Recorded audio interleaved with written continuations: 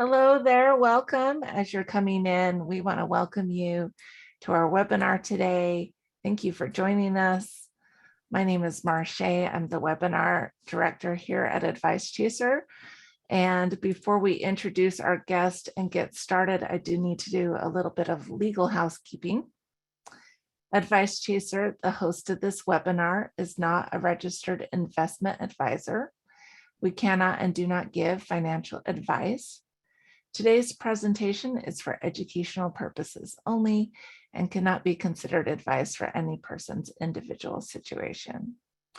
Advice Chaser regularly hosts informative webinars such as this one, featuring a variety of knowledgeable professionals, many of whom are licensed advisors. Any opinions, ideas, jokes, or principles expressed by presenters are their own, and however true, funny, or interesting, are not endorsed by Advice Chaser. Please do not act on the information you hear today without consulting a qualified financial professional. And Dave, if you can move us to the next screen, I'd like to tell you we are thrilled that you're here today for this educational presentation. Attendees are muted, but we do encourage you to ask questions using the chat box, and the presenter will answer those queries during or after the presentation today. We do have a question and answer period at the end of the presentation. If you have a question and you leave it in the chat box and we're not able to get to it, go ahead and leave your phone number as well, and we'll make sure someone reaches out to you after today's event to contact you. We want this experience to be as educational as possible, so please don't hesitate to ask for clarification or ask for expansion of the material. I'd love to introduce you to today's presenter. Dave Grant is a certified financial planner professional and the owner of Retirement Matters.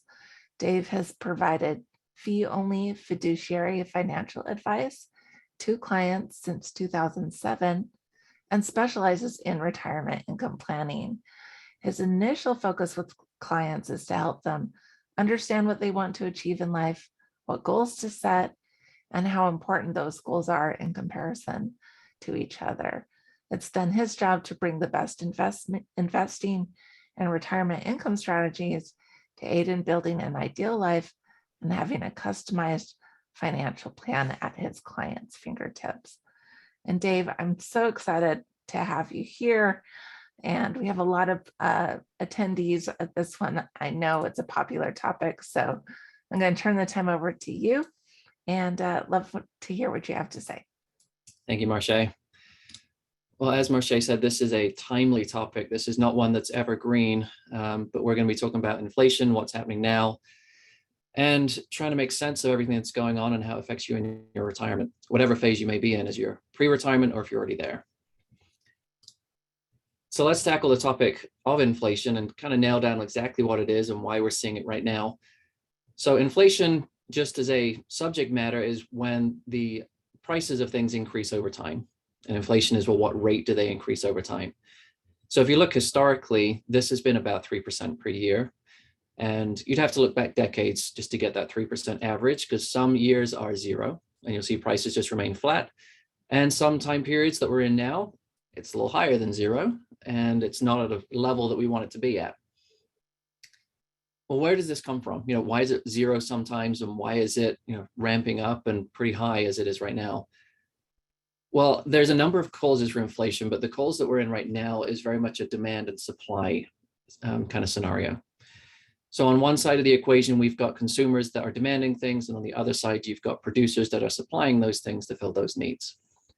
So as it resulted in from COVID, there's a lot of supply chain issues.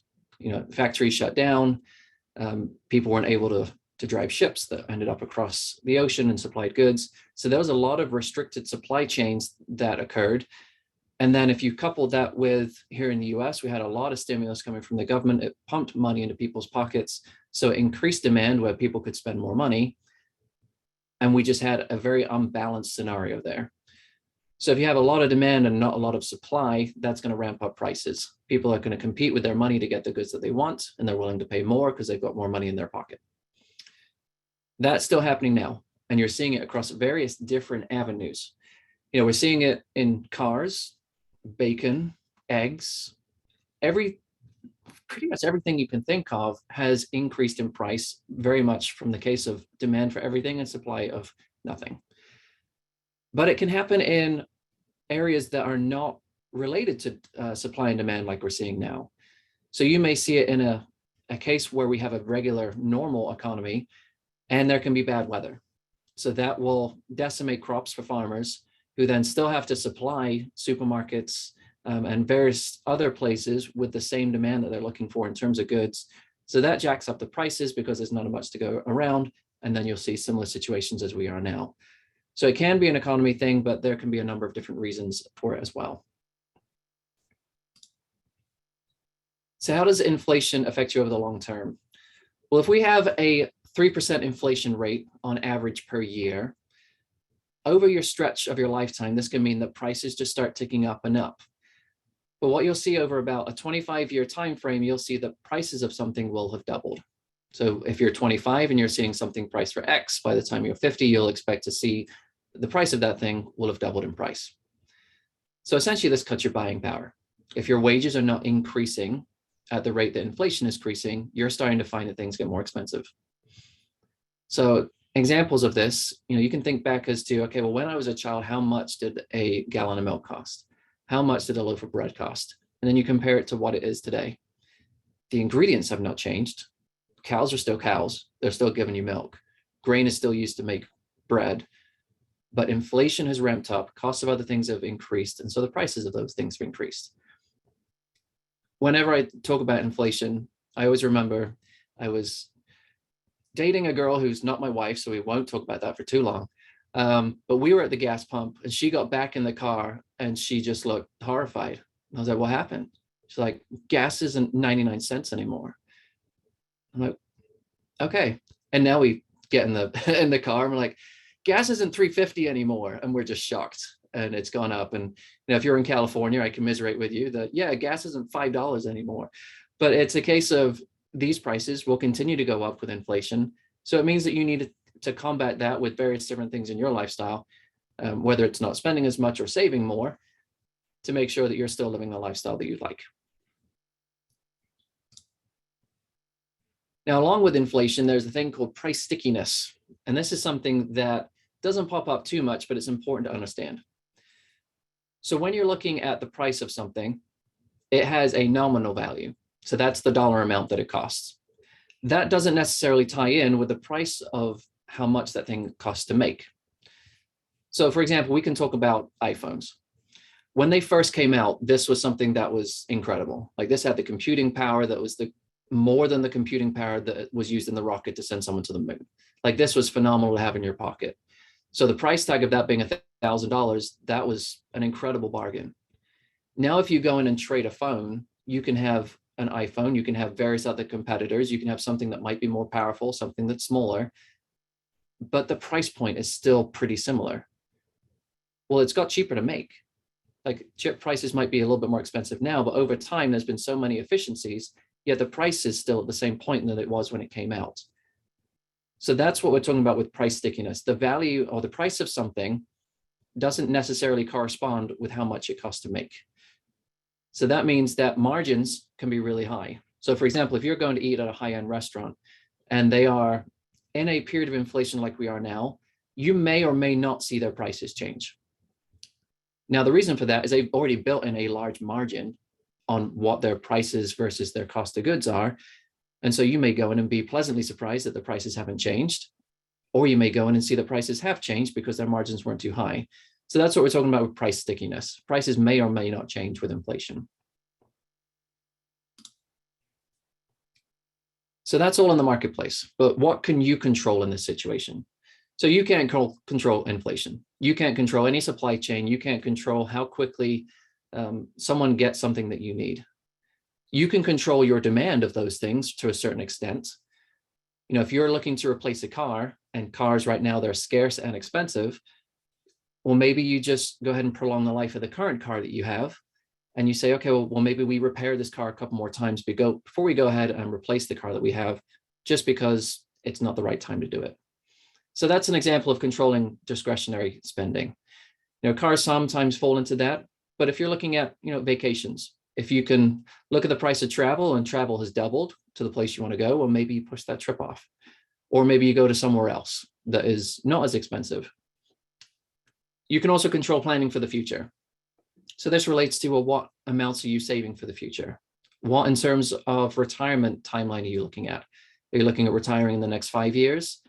Well, if it's not going to plan right now, maybe you push that out and you've got some control for that. So when we're looking at inflation and we're looking at some things you can control, on the flip side of that, if you're not controlling things enough, then that can start to lead you down that spiral where things just start to get out of control. So we're talking about not saving enough for retirement at this point. So when we're looking at retirement, people always like to say, well, what's my number? How much do I need to get to? And we'll kind of play with some round math. Let's say that you are trying to save to get to $1 million. $1 million is typically going to generate $40,000 to $50,000 throughout retirement, and you will be certain that you should get to the end of your retirement without running out of money. Well, what if inflation keeps going? What if you need more than $40,000 to $50,000? What if you need 70, but you're still stuck on that $1 million amount that you need to save? You are going to run out of money by not saving enough. So if you're looking at how inflation is going to affect you over your retirement, that may mean you need to save more. On the flip side, as I alluded to it, if you're withdrawing too much in retirement because you haven't seen how inflation is going to work, if you kind of said, I just need 50,000 a year for the rest of my life, well, you actually don't. It needs to increase by inflation. If you're withdrawing too much, that's going to mean you are going to run out of money. And if you can control that, or at least preempt it by saving a little more before you retire, then that's something that you can control.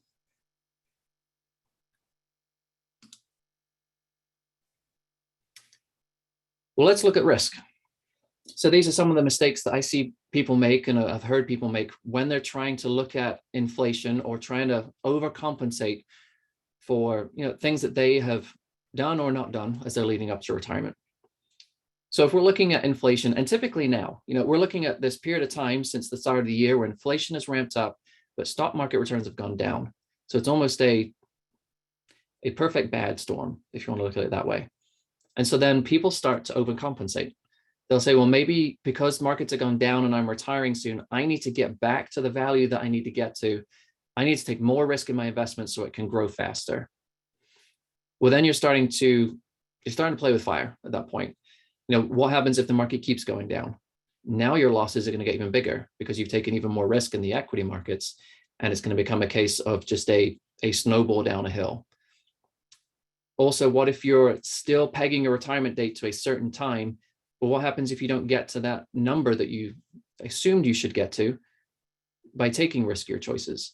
A lot of these riskier financial choices people make typically don't end up in the greatest way because there's a lot of fear and there's a lot of uncertainty when making those choices, and it leads to bad decisions.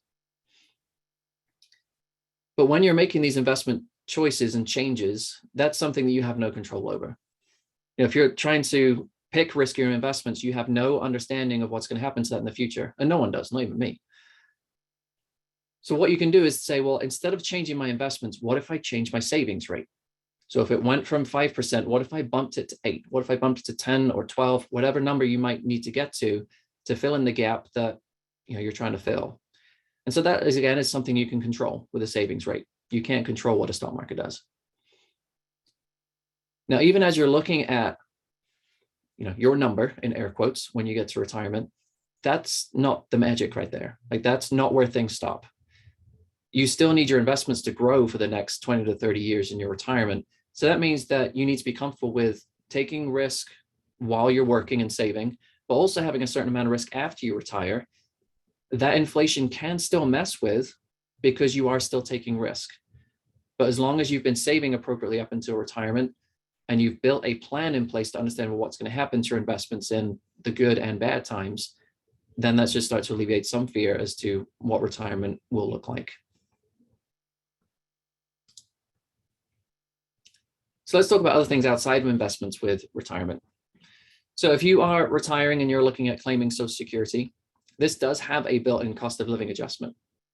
So over the last 10 years, this may have been invisible because there has not been much inflation, so that cost of living adjustment has not increased. But if you looked at what the cost of living adjustments have been over the past 2 years, they have definitely ramped up. The last one was close to 6%.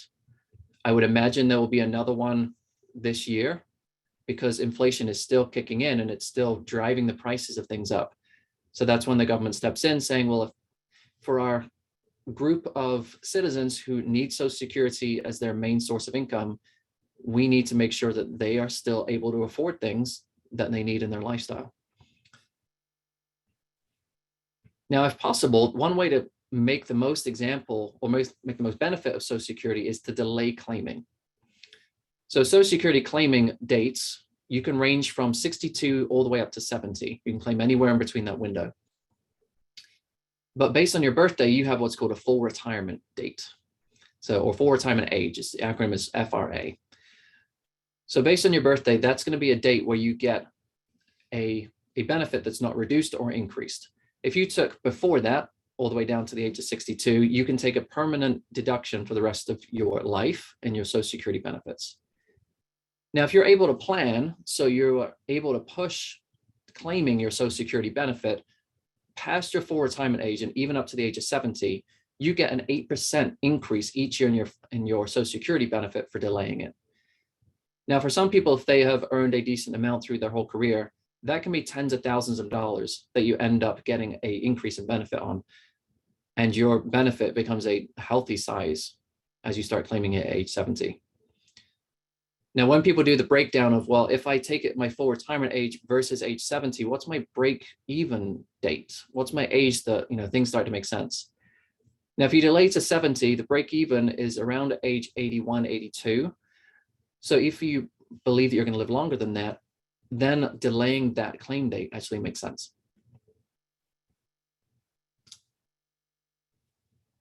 So what about debt in retirement? Now, debt in retirement is always a tricky subject because debt for the last 10 years or so has been pretty cheap. So it hasn't really had much of an impact with people in retirement if they've been able to keep it at a reasonable level. However, once we're hitting inflation and interest rates are going to start to climb, that's where it starts to become a little bit of a problem, because if you've got debt with higher rates of interest, that's actually going to become more of a drag on how much money you need to live on as you go through your monthly expenses. So mortgages are typically things that I do see people carry through retirement if they want to, but only if they have a low interest rate. Because typically that means it's close to free money. If they want to buy a new house and they can get a great interest rate, then it doesn't typically cost them too much. The caveat being if it's a fixed rate. As you can see on the bottom there, the adjustable rate mortgages, that is the most challenging type of debt to have through retirement.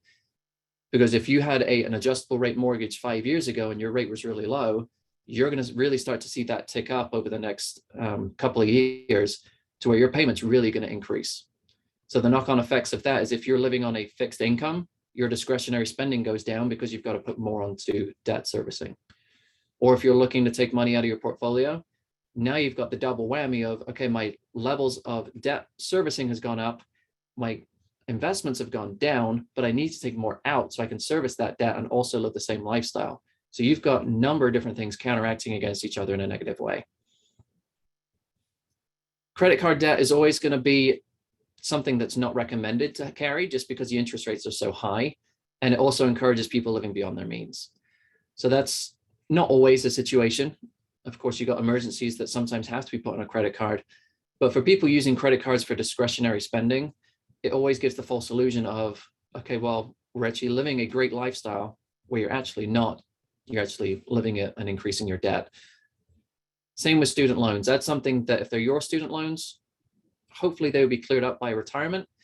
If they're your children's student loans, that's probably a conversation that you and your child should have together as to, well, how are we going to service this? I'm going into retirement. I'm on a fixed income or living off my investments. You as a child, your income hopefully would grow. Maybe we can have a conversation about how we work on this together.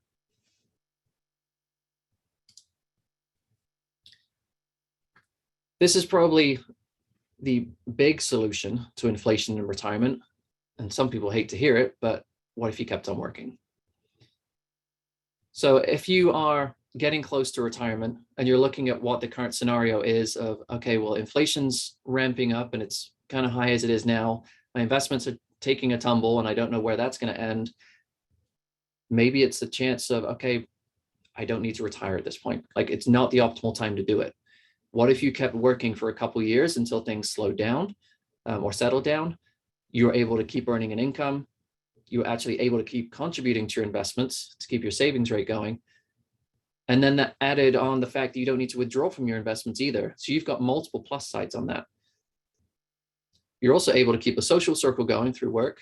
You're also able to understand, okay, could I go into part-time work? What does that look like? And you could maybe keep exploring what a type of work looks like as you go into retirement. It's rare at this point for someone to go from working in a career 40 plus hours a week and then going cold turkey on work, especially if they're younger going into retirement.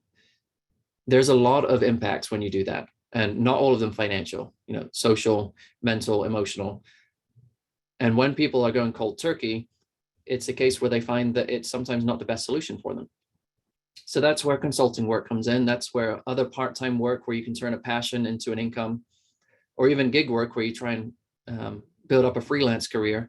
All those things come in and they can actually be part of a fruitful retirement where you still get to do what you want to do, but you actually bring some income into your household where you can not rely on your investments or Social Security or pensions to bring the complete need for your income.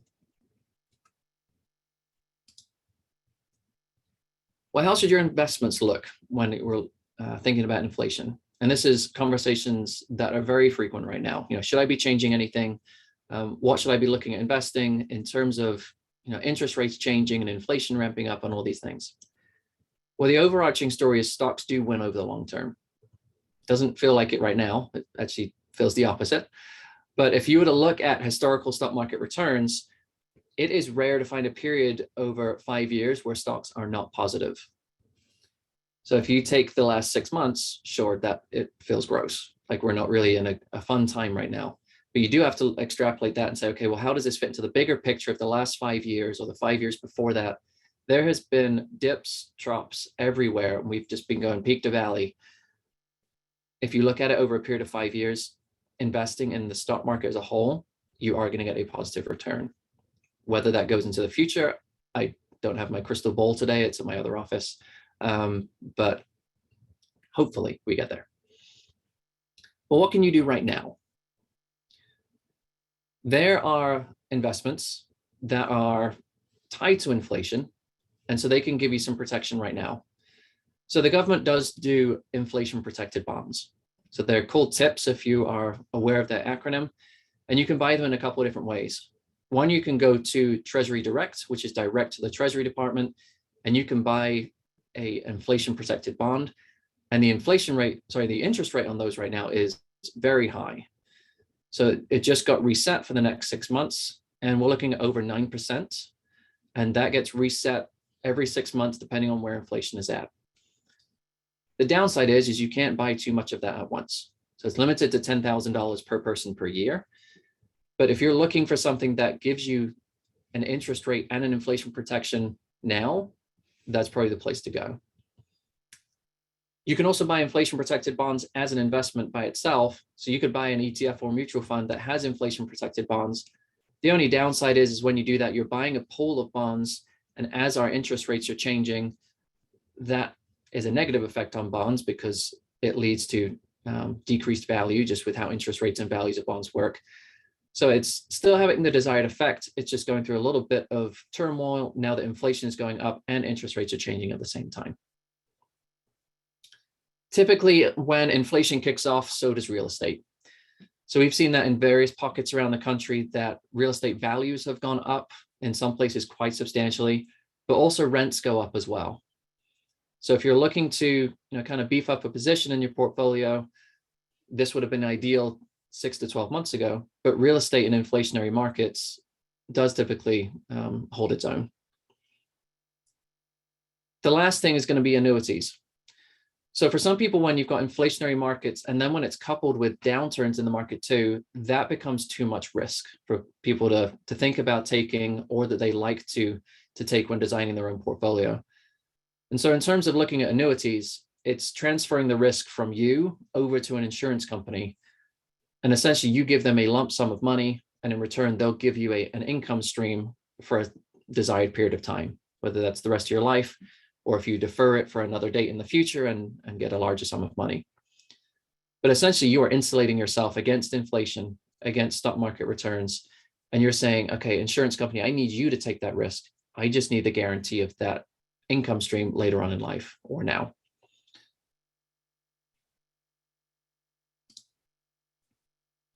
So let's touch on taxes with inflation. So let me go through an example for you. So tax loss harvesting is a silver lining in a bad situation. So I have had some clients who retired at the end of 2021, and we invested their portfolio for retirement, and now they're sat maybe heads in hands. I haven't taken that photograph of them, but it's a case of my investments went down at a point when I needed the money, even though we've got that money lined up. This is not great. I don't feel very good. Like, this is not what I was expecting. So what you can do in that situation is you can sell the investments that have taken a loss.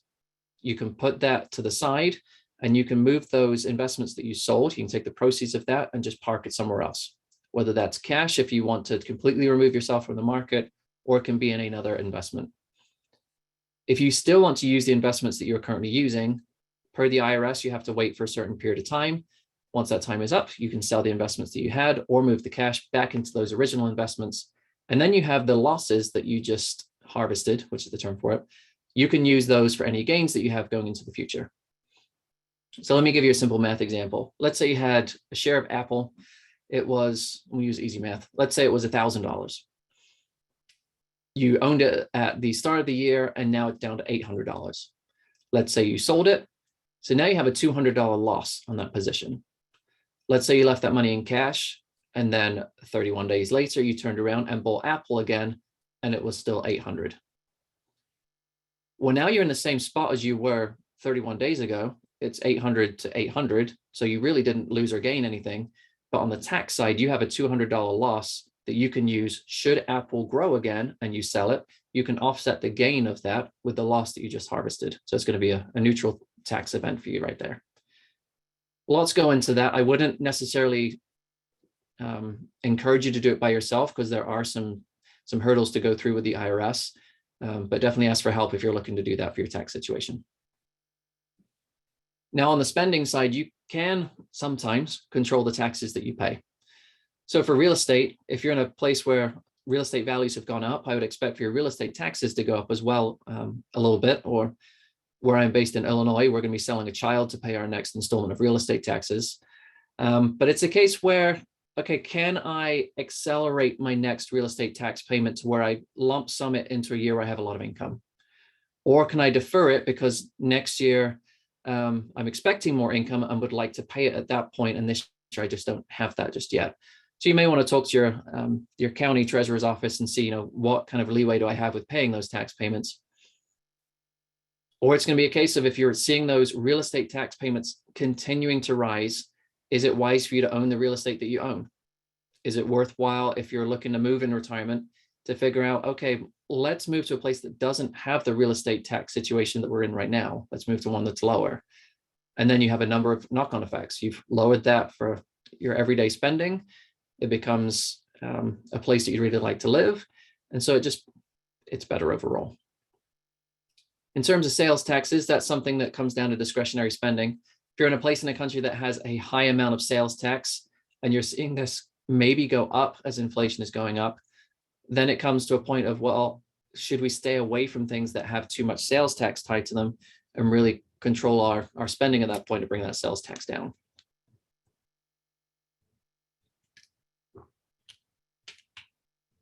One of the things to be aware of when you're filing taxes or looking at credits and deductions when you're looking at taxes is these typically don't track with inflation.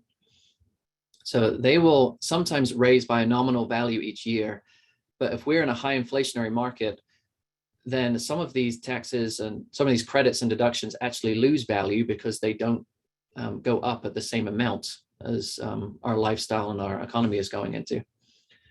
So if you're relying on these to have an impact with your taxes, just be aware that as these don't increase at the same rate, they will have a lesser effect as we go forward.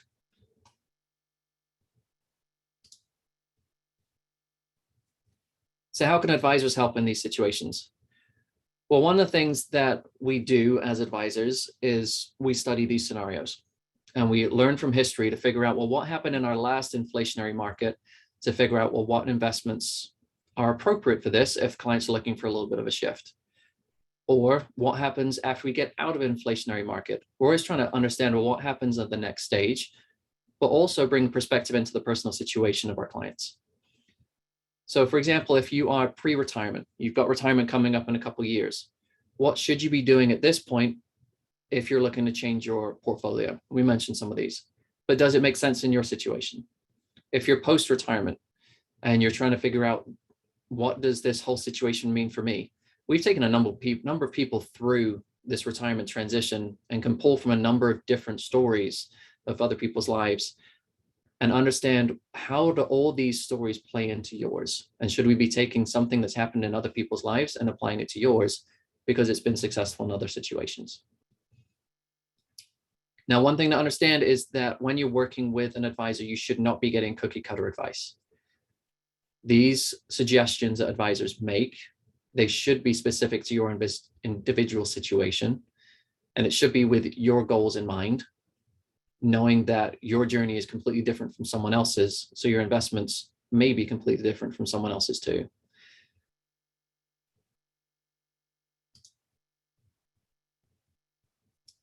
All right, that's the end of my material, so I hope we can open it up to the Q&A.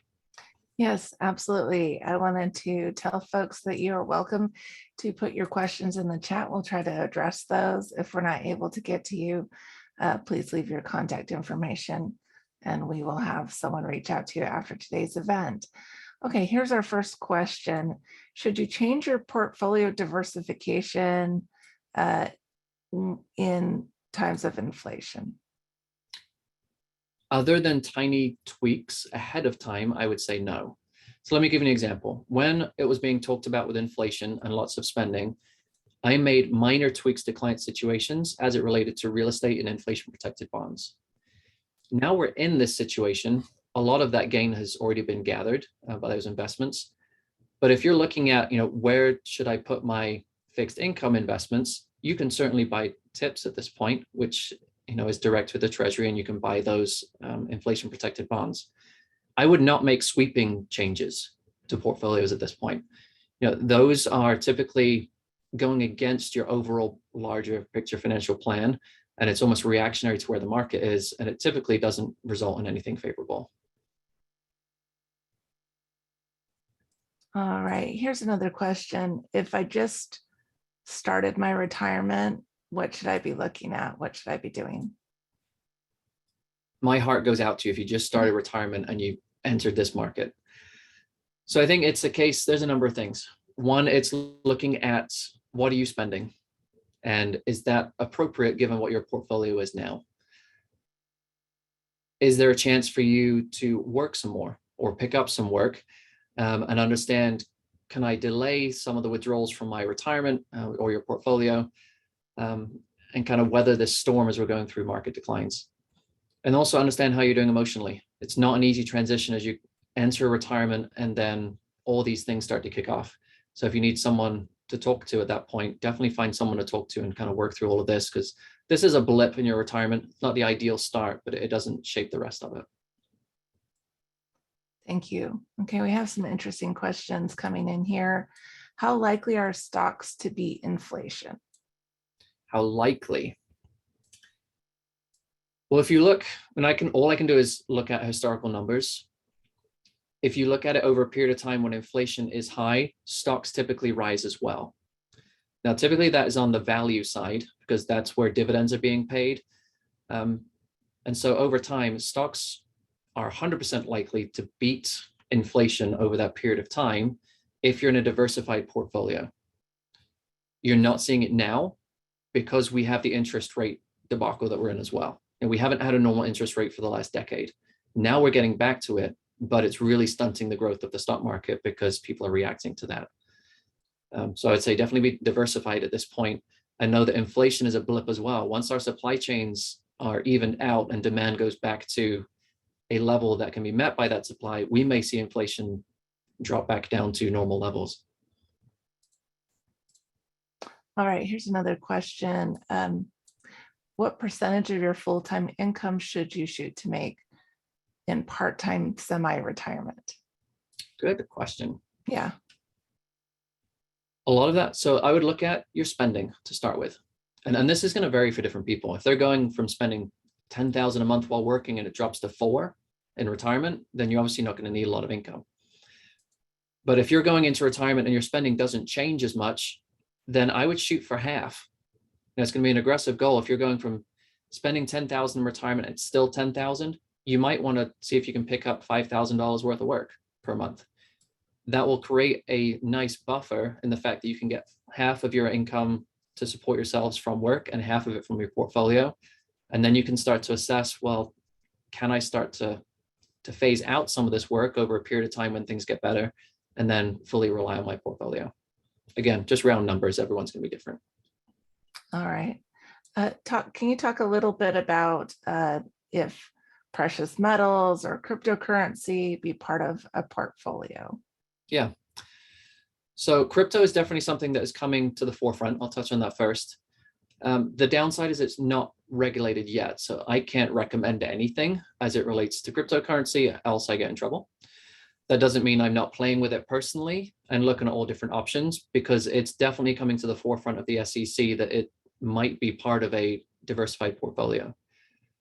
The thing that's been talked about with crypto is it's a hedge against the market. Well, if you look at how Bitcoin and Ethereum move, they've been moving with the market, which has not been great to see. So there's obviously things to work out on whether it is an actual hedge or whether it's not. And when you're looking at Bitcoin and Ethereum, I'll just pick those two. I would definitely say there's interesting things that you can be looking at with those, whether it's just straight owning them, or if it's owning them and staking them and lending them out and getting an interest rate based on your position.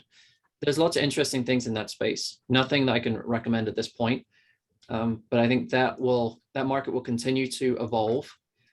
Fidelity came out recently and said they're going to introduce it to their 401k platforms. That's up to the 401k provider whether they introduce that or not, because again, it's unregulated at this point. So it's its whole black hole. In terms of precious metals, they ebb and flow with the economy. So whether you're looking at holding those through traditional investments, whether it be mutual funds and ETFs, or if you're looking to go buy bullion itself and hold it physically, the returns ebb and flow. So it's going to be a case, if you do want a physical hedge against what current conditions are, you might want to go and buy bullion. I would not buy too much of it, because it's then a supply and demand thing. The price becomes as much as someone will pay for it. So if you want to use a diversifier, I personally don't, or personally put it in client portfolios, but it's something that I know other advisors do.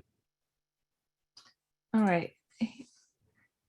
How much, so if you've just retired and you're not needing to take out a lot of income from your retirement accounts, can you be contributing to those retirement accounts still? So there's a couple caveats. If you have income, you can contribute up to that income amount and up to the limits of the accounts you're contributing to into that account. It also depends on your age if you're looking to contribute to tax deferred accounts, because once you hit your required minimum distribution age, then you can't contribute anymore. So as long as you're within those two boundaries, then yes, if you've got income and you're below a certain age, you can still contribute. I think here's another follow-up question. So can I contribute to retirement accounts from passive income? No, it has to be earned income. So if it's income you got from your investments or income from passive real estate, that does not count. It has to be actively earned income. All right. Well, folks, that's about all the time we have for questions. I do want to say, if you do have another question, go ahead and leave it in the chat. I'll save that chat, and I'm happy to have that addressed after the fact. And I want to thank Dave so much for being here. Dave, if you can go to the next screen so we can see your lovely face again. Thank you so much for being here and answering these questions. We'd love to hear some feedback in the chat if this was useful to you.